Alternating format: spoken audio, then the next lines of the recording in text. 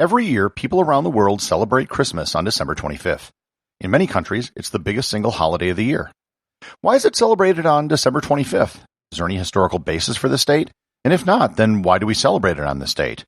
Learn more about why we celebrate Christmas when we do on this episode of Everything Everywhere Daily.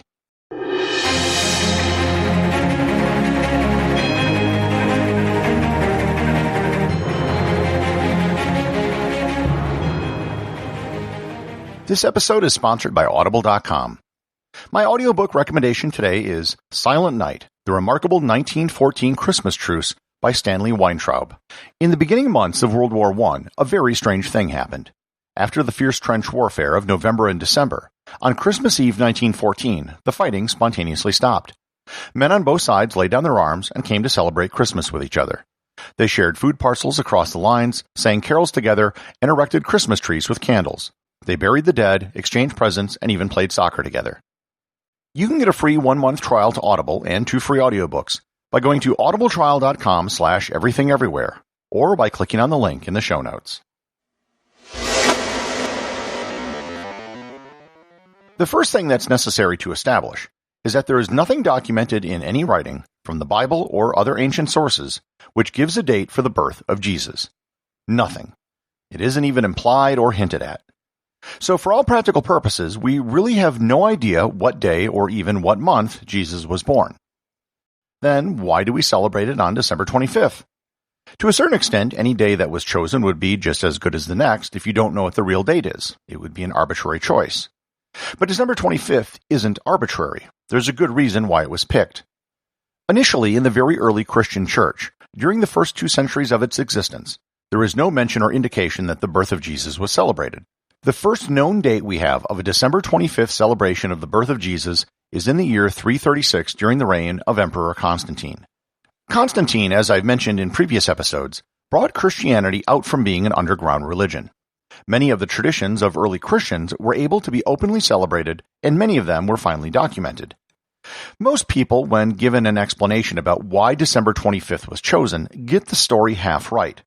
By that I mean what they say isn't technically wrong, but it doesn't tell the whole truth, and it doesn't explain why that date in particular was chosen. December 25th was, in the Roman calendar, the festival of Sol Invictus. Sol Invictus was a god, and Sol Invictus means the unconquered sun, as in sun in the sky. There are debates as to if Sol Invictus was a separate deity from Sol, but as far as the celebration goes, it was a festival that was established rather late in the Roman Empire in the year 275 by the Emperor Aurelian. It was probably a foreign god that was brought alongside Roman gods. Aurelian was from Dacia, which is today the region around Serbia and Bulgaria, and he probably brought the tradition with him. His mother may have been a sun priestess.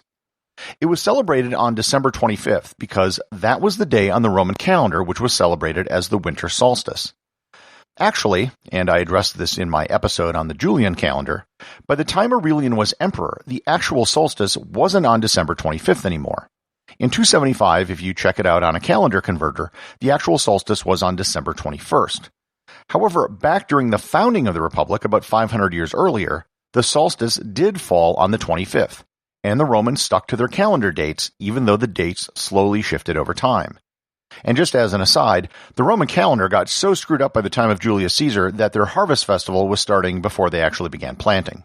When Christianity began to spread, and when the empire officially endorsed Christianity, they would often baptize pagan customs and make them Christian.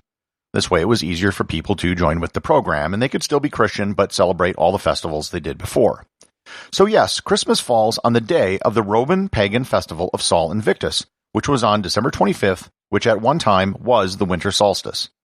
That is the part that most people get right. What they fail to explain is why they picked Sol Invictus. The Romans had tons of holidays and festivals. Like most cultures, they had spring celebrations, summer celebrations, harvest festivals, and of course one for the winter solstice. Why did they pick that when they could have picked any other Roman holiday? In fact, the Roman festival of Saturnalia took place just a week before Sol Invictus, and it was a far bigger deal. Why didn't they just take that holiday over? As it turns out, the object wasn't picking the winter solstice, so much as it was the result of seeking another date, and that date was March 25th. This is the date that many early Christians cared about. The early Christian historian Sextus Julius Africanus set the date of Jesus' conception to be March 25th. This was because there was a belief that prophets died on the same day they were conceived, and it was believed that Jesus died on March 25th. March 25th was also believed to be the day that the world was created, and back then it also happened to fall on the spring equinox. So the creation of the world, the conception of Jesus, and the death of Jesus all worked out really well for the early Christians, and that day, the day they really cared about, was March 25th. Once you set the date of the conception, then it's just a matter of working ahead 9 months to figure out the date for a birth. If March 25th was the conception of Jesus, then ipso facto, December 25th had to be the day he was born, assuming a 9-month gestation. Today in the Catholic Church, March 25th is still celebrated as the Feast of the Annunciation, which celebrates the conception of Jesus. So yes, Christmas does fall on the Roman holiday of Sol Invictus, but it wasn't selected because it was Sol Invictus.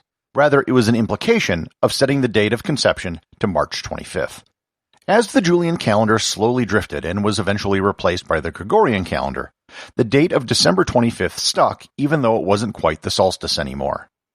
Of the educated guesses which have been made by biblical scholars, most of them probably think that the most likely time for Jesus' birth would have been in the spring or the fall.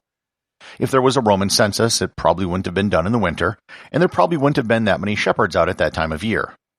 The December 25th celebration wasn't and isn't something that is universally celebrated by Christians. When Puritans came to America, they actually banned the celebration of Christmas in Massachusetts. Today, there are still some denominations that do not celebrate Christmas, such as Quakers and Jehovah's Witnesses. Some places, more as a matter of culture than religion, put more emphasis on the Epiphany, which is January 6th, the day which Jesus was first met by Gentiles. Regardless of the long and circuitous route it took, whatever pagan holiday they may have taken over, Christmas and December 25th are now firmly set on modern calendars. Executive producer of Everything Everywhere Daily is James Makala. The associate producer is Thor Thompson. Remember to leave a 5-star review to get your review read on the show. They can be left at Apple Podcasts, Podcast Republic, or wherever you listen to the show. Also, you can help support the show over at Patreon.com. Patrons can get merchandise like t-shirts and hoodies, as well as having direct access to provide suggestions for future episodes.